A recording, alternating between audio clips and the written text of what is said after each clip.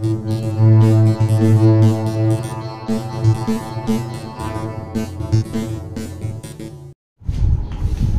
guys! Welcome back sa aking YouTube channel. In today's video, meron na naman tayong physics question na nanggagaling sa unang hirit na tinanong ang mga taga Pasig Science High School difficult round. And here's the question. Ang isang bagay na may timbang na 50 kilograms ay inilagay sa isang patag na surface na may coefficient of friction na 0.3. Hanapin ang force ng friction na gumagana sa object na ito. Bale, malinaw naman sa tanong, ang kailangan nating hanapin ay ang force ng friction. How? We will take the formula of this. By taking the force of friction will be equal to the mu or the coefficient of friction. Ang meaning po ng coefficient of friction, dyan po tinatansya kung gaano kadulas ang isang surface. Multiplied by the normal force, which means this is perpendicular to the surfaces of an object. Okay? Then after nito, we will bring down the terms para mas lalo nyo pong maintindihan by taking this mu symbol, which means the coefficient.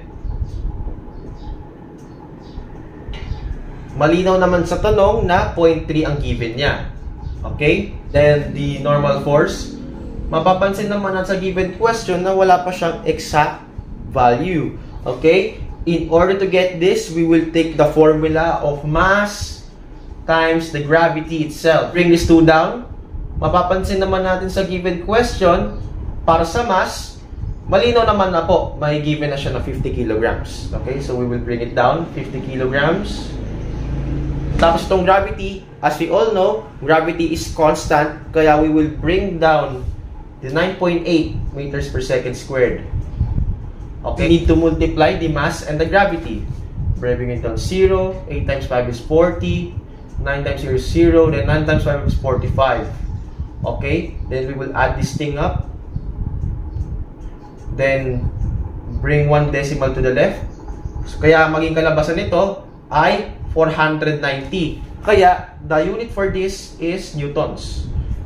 Okay, the answer for the normal force is equal to 490 newtons. Since may value na siya, we are now able to solve the frictional force by substituting these. So the frictional force will be equal to 0.3 multiplied by 490 newtons by simply multiplying it. Ayan po. 6.5 hours later. The answer for the frictional force is equal to 147 newtons.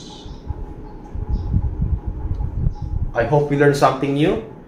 It's me, Bernard Escorial. Stacker out.